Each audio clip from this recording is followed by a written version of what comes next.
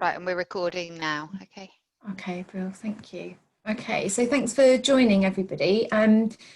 Today I'm going to be talking about coping with COVID, and specifically thinking about how we can look after ourselves as professionals in this current climate. So just a brief introduction in case anybody doesn't know who we are. So that's myself and Rachel Davis, a clinical psychologist. So my name's Hannah Moncad. I'm a clinical psychologist working alongside Rachel, running a maternity pilot project across the ship. We've set up a birth trauma pathway and also support for women experiencing anxiety in the antenatal period. And currently we're able to continue our work via video conferencing or phone calls. So it's been great to use that to keep our work going. But at this unprecedented time, we really recognise the need to support staff who are working on the front line. Sorry, Rachel, if you can just hear me, are you able to mute everybody else? Yep, sure. Meeting, thank you. That. Thanks.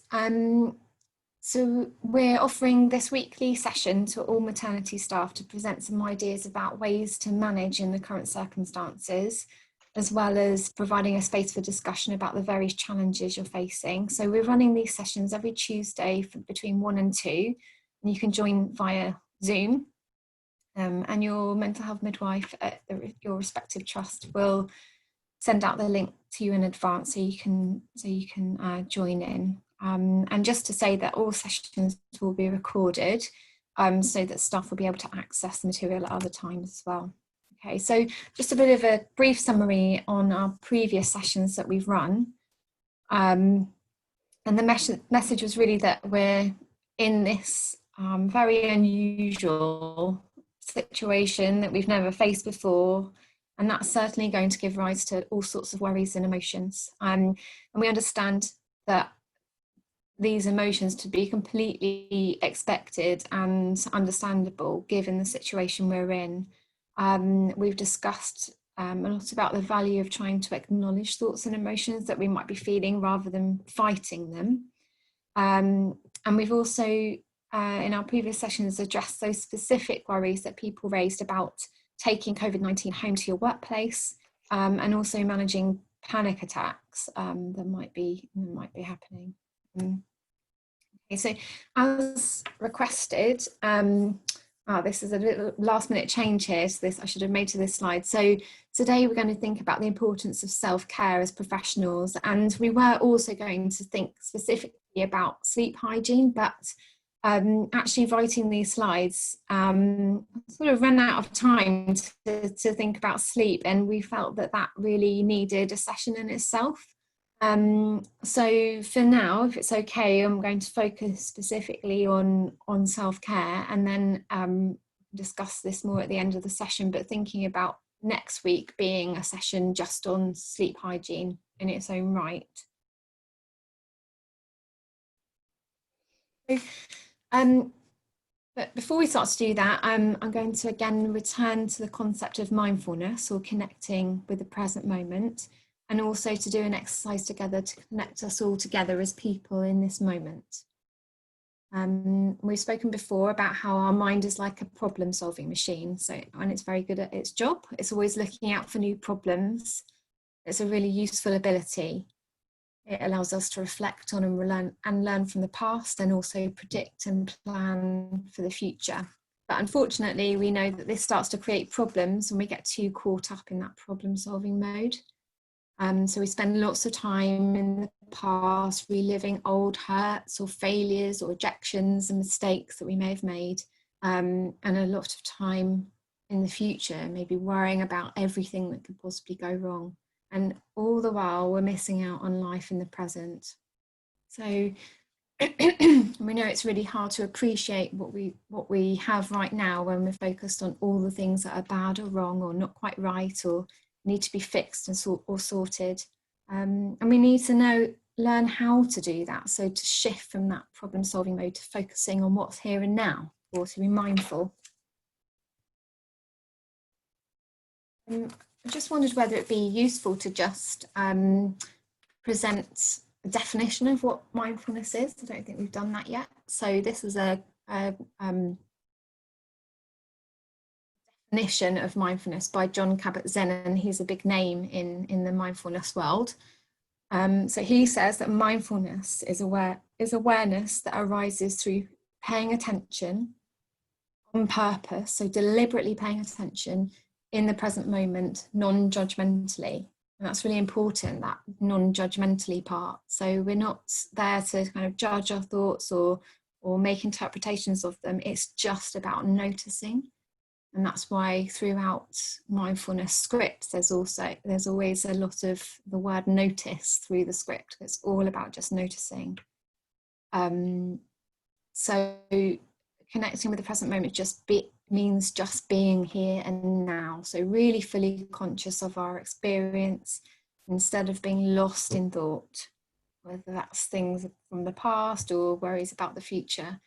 And it's really not about pushing thoughts and feelings away, emptying your mind or trying to think happy thoughts. I think that's often a misconception, is that mindfulness is just about trying to be happy and trying to empty your mind, but that's absolutely not what it's about. It's about just sort of noticing what's going on and being grounded in the moment. So it's about noticing our thoughts and feelings non-judgmentally and with curiosity, and bringing ourselves back to the present when we kind of slip down the scale of the past or the future. So now I'd like to take this moment to be in this moment together. Another mindfulness practice from Russ Harris. So if you are sitting comfortably and you'd like to take part, you just take a moment to put your feet flat on the floor and sit back into your chair. Okay. So in a moment, I'm going to ask you to notice your hand. And I mean really notice it. In fact, I'm going to ask you to look at it for 5 minutes. But before we do that, I just want you to have a little think about what your mind is predicting about the next 5 minutes. Maybe that's a long time, or it's going to be boring or tedious or difficult.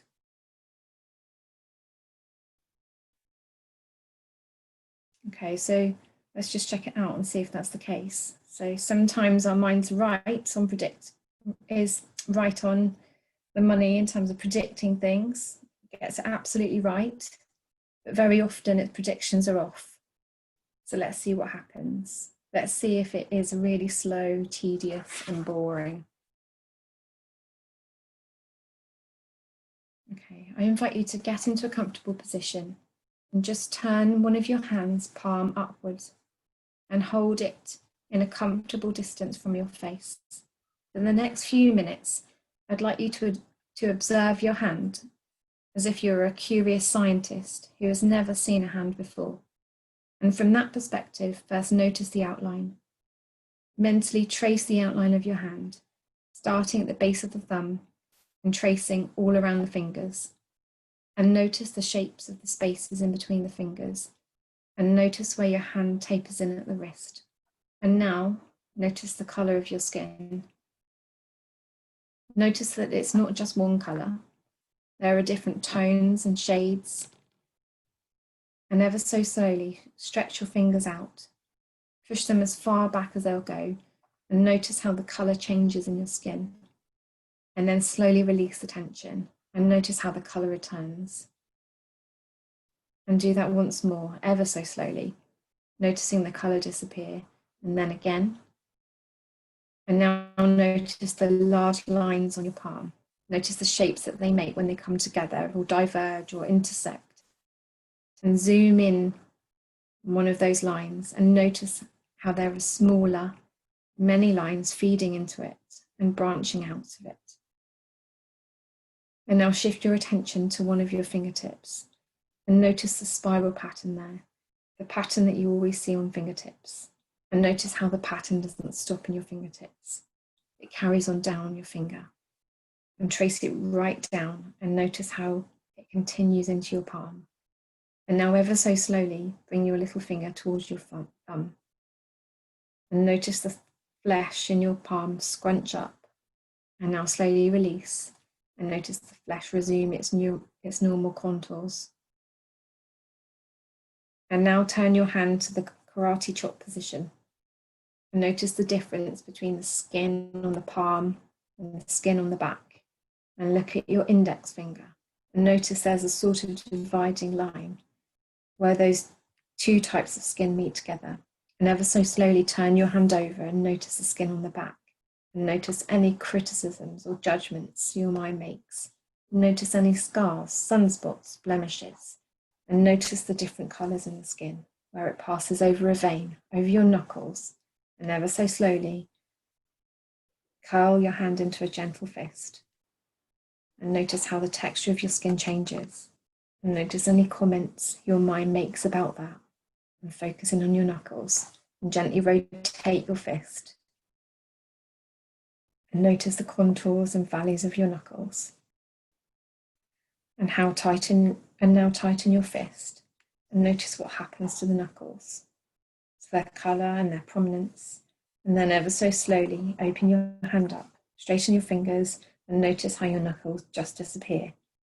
And now bring your attention to one of your fingernails and notice the texture of the nail and the different shades of colour. And notice where it disappears under the skin and the cuticle that seals it in there. And now ever so slowly, ever so gently, wiggle your fingers up and down and notice the tendons moving under the skin, pumping up and down like pistons and rods. And that brings us to just over 5 minutes.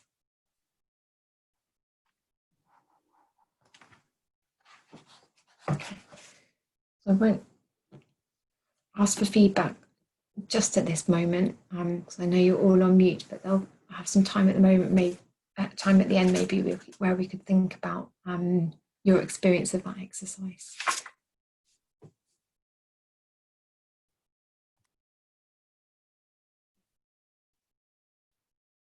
So now I'd like to really address the question as to why we're doing this session, taking care of ourselves. So your job was hard enough anyway.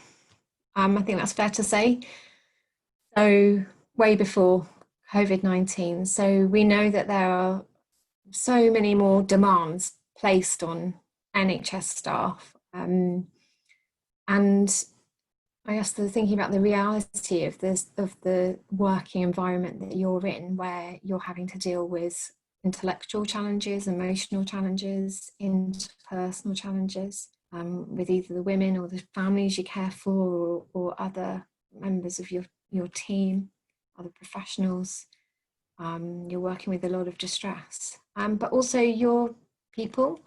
You're not all just midwives. Your mums, your sisters, your whoever you are as your person. You come with your own pressures and stresses and challenges. And now I guess, and then in comes COVID-19. So I guess this has come at a time when we're already under a lot of pressure and strain.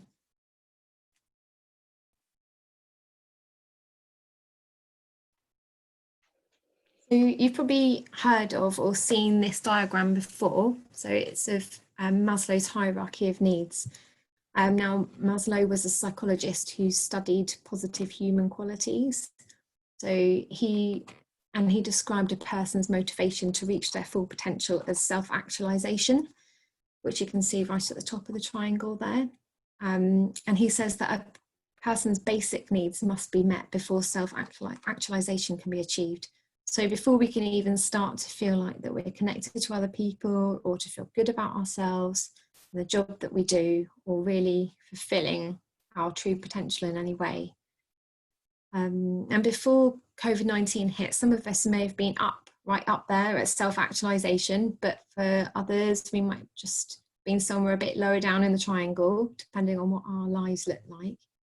But now we're all sharing the same experience, which is that this COVID-19 pandemic, which in whatever way it is affecting us personally, poses a threat to our physical and psychological wellness.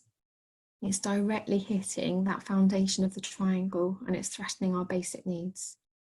So that might explain why there's been times when perhaps you've been feeling really exhausted or overwhelmed, or why you've been really craving connection with other people, or only having the mental energy to focus on the immediate, or why maybe you've been instinctively prioritizing self-care for you and your family.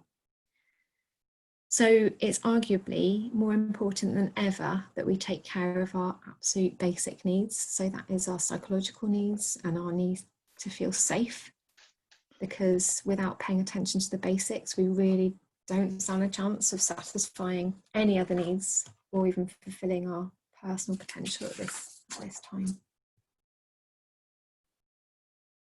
And also because the importance of looking after our basic needs and practicing self-care directly influences the people that you care for, and ultimately the reason why you come into work in the first place.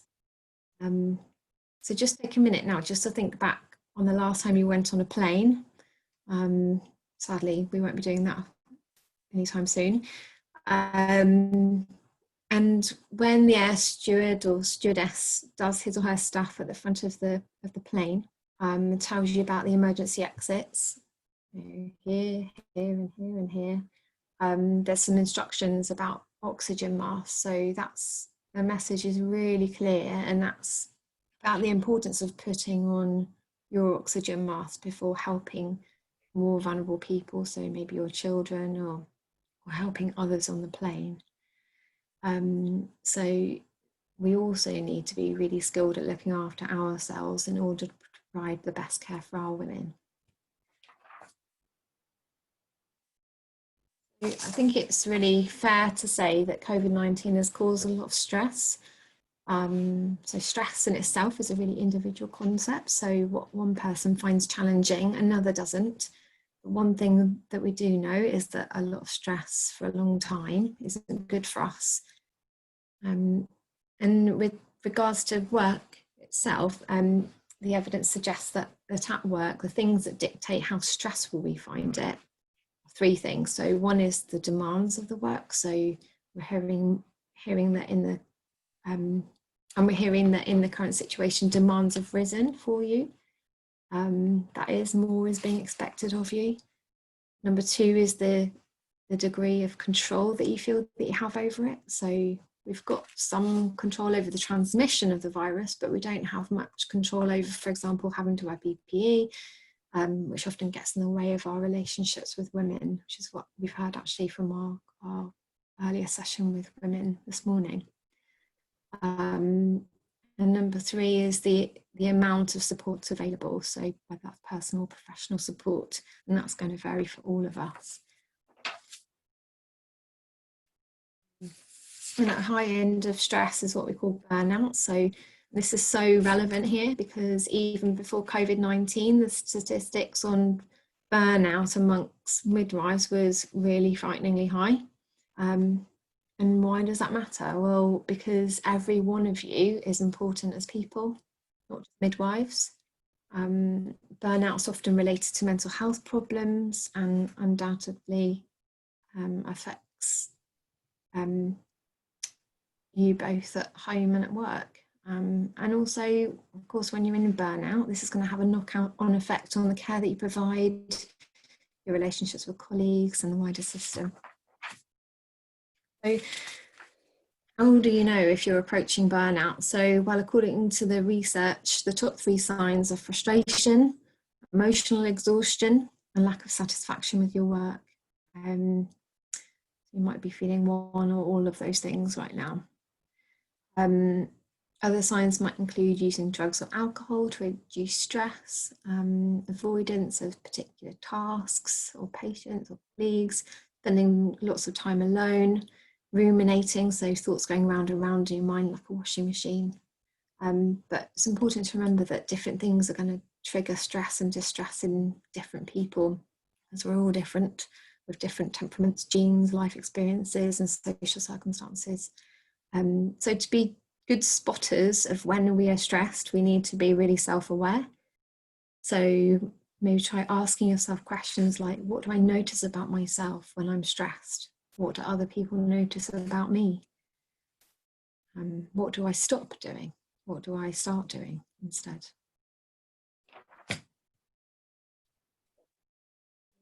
For those of you tuned in last week, I'm going to return to my bucket and tap.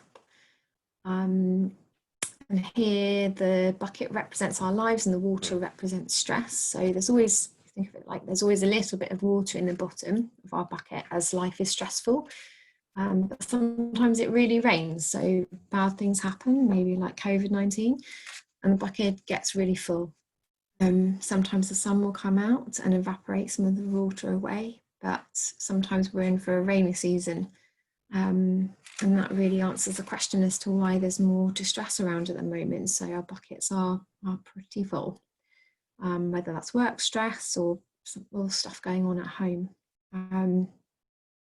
So what happens to a bucket when it gets too full? Well, it overflows, and overflowing might look different for all of us. So it might be, as we discussed last week, maybe a panic attack for the first time. It might be snapping at our colleagues or even burnout. So more than ever, we need to take proactive steps in keeping that water level down. So plumbing in the tap. Okay, so remember good old Maslow and his hierarchy of needs. So when you're plumbing in your tap, you need to really keep your physical and safety needs in mind. So thinking about your physical needs, and I guess sometimes these are sort of reeled off as if they're just I eat well, and I need to breathe, and I'll try and get a good night's sleep. But actually, I just really urge you to really have a real think about each of these things. And see how well you're doing. Sometimes people find it useful to kind of write these things down as a list and give themselves a score out of 10 in terms of how well you're doing. So you can kind of identify which one's the biggest problem or where you should plug in some attention first. And there are basic needs of eating. Are we eating well? Are we eating regularly? Are we keeping ourselves hydrated? Are we breathing? Okay, we've talked a lot about breathing and the importance of it. But are we also engaging in physical exercise? That might be aerobic exercise. So it might just be going for your walk or going for a run or dancing around the kitchen to some music or whatever it might be, but also using physical exercise as a kind of calming and grounding exercise as well. So yoga, Pilates, and you can get free yoga and Pilates session on the NHS website, Choices website, and also sleep hygiene. And we said, as I said earlier, we'll do a full session on that next time. And also attend to your safety leads. So we talked before about taking all reasonable, possible and practical steps to stay safe. And I guess if you're feeling that threat to your safety, so if you're feeling the anxiety around COVID, I'd ask you to return to sessions 1 and 2 for those strategies that Rachel presented around managing anxiety. Excuse me. So some other suggestions, I suppose, for optimizing well-being. So using those mindfulness skills. So often, as we've talked about before, our minds can get really caught up in either being in the past or ruminating about things that have happened, maybe disagreements with our colleagues or ruptures in relationships, whatever it might be. Or it might be thinking about the next shift, the next time you're going to be in work and all the anxiety associated with that. Actually spend our time off at work when we're not at work. So use your mindfulness skills to drop your anchor, to remain grounded. If you're noticing that you've shifted along that scale, use your mindfulness skills to kind of anchor you back again. Again, this message about being aware and of your own thoughts and not pushing them away. Bank our achievements and focus on strengths. So, you know, we're pretty rubbish most of the time in kind of acknowledging when we've done something well, or focusing on the good stuff that we've done, rather than getting caught up in all the things that we've done wrong. And I really like, I often often say this a lot to people, is judge only against yourself, so be yourself, because everything else is taken. So we as humans, we're always, well, always, but lots of us are good at kind of comparing ourselves to other people, and you know, well, that person seems to be okay, and that person doesn't seem to be struggling, and that person's better at this or that than me. But I guess it's important to put your marker against yourself and be yourself, because we can never be anyone else other than ourselves.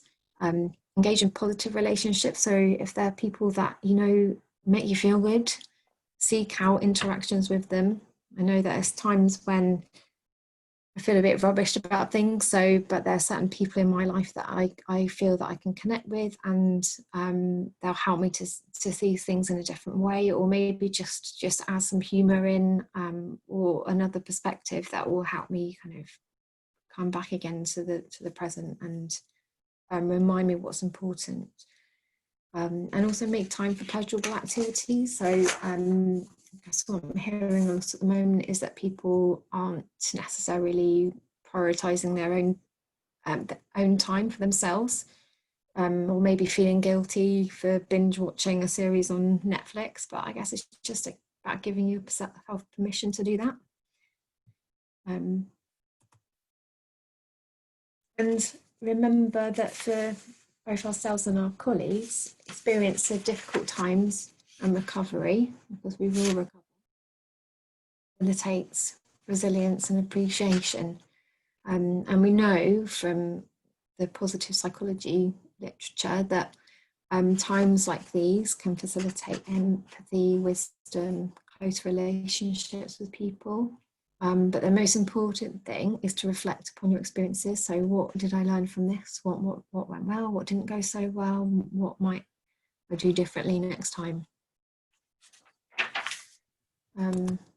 But I think it's really important to remember to be really true to yourself. So there's a list of it's okays here. And I think number one is it's okay not to be okay. So we're all just ordinary people doing extraordinary jobs in extraordinary circumstances. So it is okay not to be okay, and it's okay to say you're not okay as well. And I guess maybe I'll get in trouble for saying this, but it's okay not to be as productive, but maybe it's okay. Maybe, I don't know, I'm just thinking about home here, and maybe it's okay not to have a tidy home all the time at the moment with children at home. Maybe it's okay to just focus on your kind of the key tasks in your job at the moment, whilst we're in this kind of survival mode, if you like.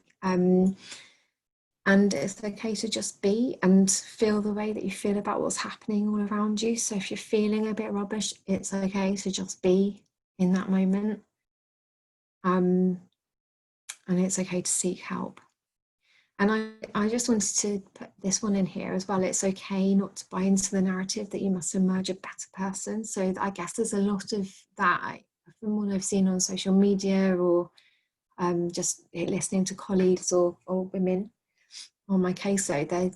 There is a sort of narrative out there that we've all got to emerge as better people and in all areas of our lives. But you know, if you want to, I don't know, learn a new skill and become a super duper crochet knitter or something, then brilliant. That's great. You've been able to do that, and that's fantastic. But I guess not getting caught up in this idea that we've all got to come out stronger, because I guess I'd see it as this situation is like a trauma. And what we know about trauma is that there's some distress that comes with trauma, but alongside it, there's post-traumatic growth. So these things kind of can happen together. They don't normally happen as one or the other. So I think there's going to be lots of growth from the situation, but I guess it's important not to get kind of caught up in this ideal that I'm not I haven't, I don't know, turned into a superhero and learnt to play the piano whilst you've been at home. If that makes sense. Okay, and the other thing is to say it's okay to be doing okay. So I guess there's the narrative as well, is that everything's doom and gloom and things are really awful, but that's not true for everyone either. And actually, if you're doing okay, that's great. And I guess it's about not having a sense of kind of shame about that either. So the underlying message here is about being true to who you are and your circumstance. Okay. So again, we don't really have much time left today, but I just wanted to end on another mindfulness exercise that has a self-compassion focus to it, if that's okay.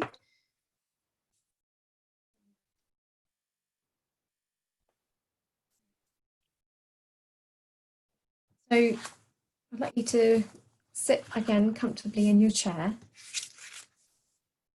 in a comfortable position in which you're centered and alert. And if you're seated in a chair, you could lean slightly forwards, straighten your back, drop your shoulders, and press your feet firmly on the ground. Now I want you to bring to mind maybe a stressful situation that you're dealing with at the moment, something that's giving you pain. Maybe that's something at work, maybe that's something at home that you're struggling with. Take a moment now to bring something.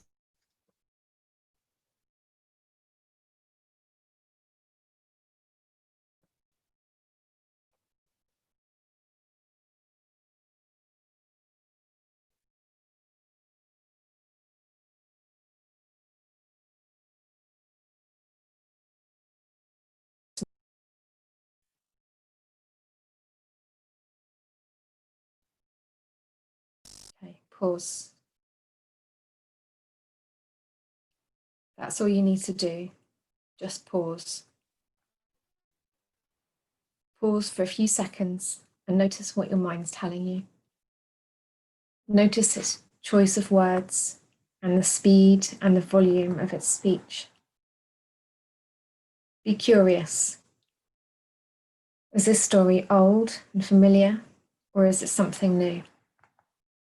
What time zones is your mind taking you into? The past, future, present? What judgments is it making? What labels is it using? Don't try to debate with your mind or try to silence it. You'll only stir it up.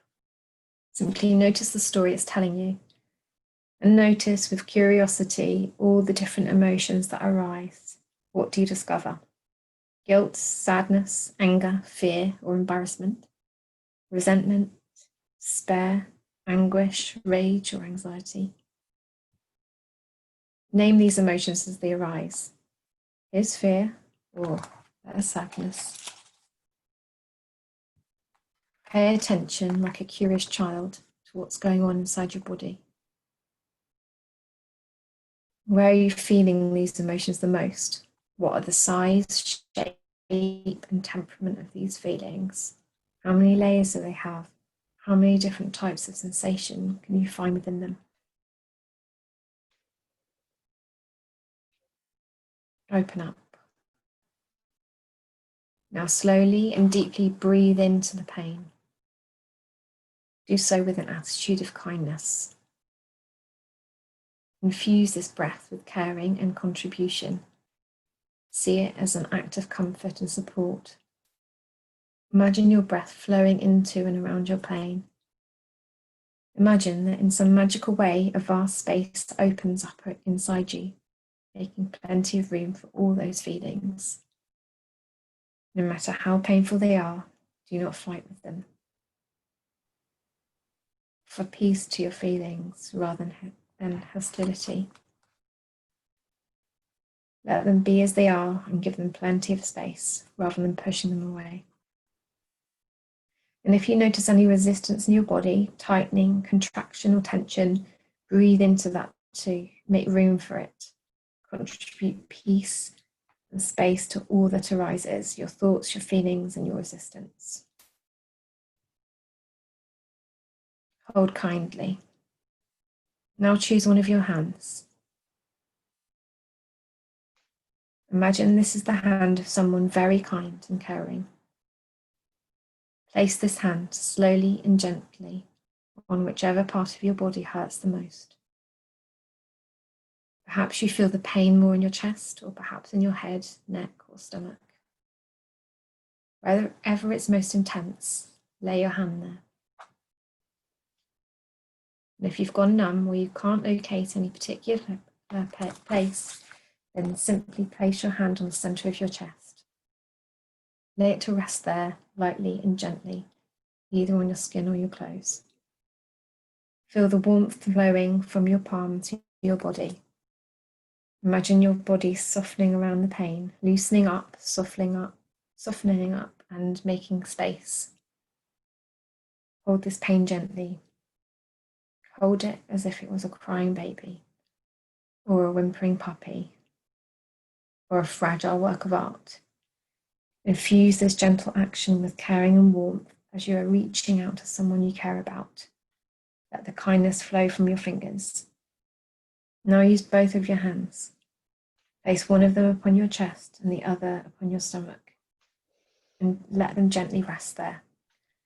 Hold yourself kindly and gently, connecting with yourself, caring for yourself, and contributing comfort and support. Speak kindly. Now say something caring to yourself to express concern or affection.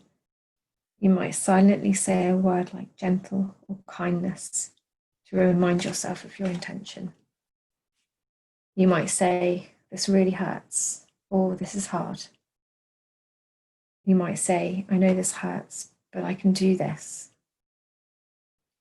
You might even repeat a quote or saying, as long as it doesn't make any light of your pain. If you failed or made a mistake, then you may like to remind yourself, yes, I'm human like everyone else on the planet. I fail and I make mistakes. You might acknowledge this as part of being human. Remind yourself kindly and gently that this is what all humans feel when they are faced with a situation such as this.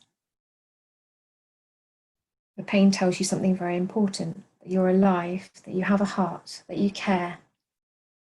And there's a gap between what you want and what you've got. And this is what all humans feel under such circumstances. It's unpleasant, it hurts, and you don't want it. And this is something you have in common with every other human being on the planet.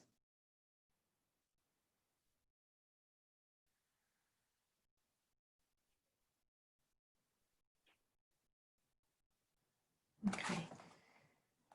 I just need to take a moment now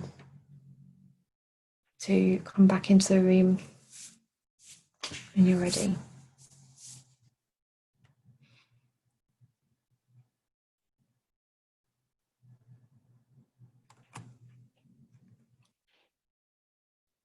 So, in summary, today we've thought about how COVID-19 threatens our basic physical and safety needs. And at this time, more than ever, we really need to take proactive steps to needs for the health and well-being of ourselves, our loved ones, and the women that we care for. And we know that self-care will look different for all of us, so it's really important to just look to yourself, know yourself. You know yourself better than anyone, and what works for you.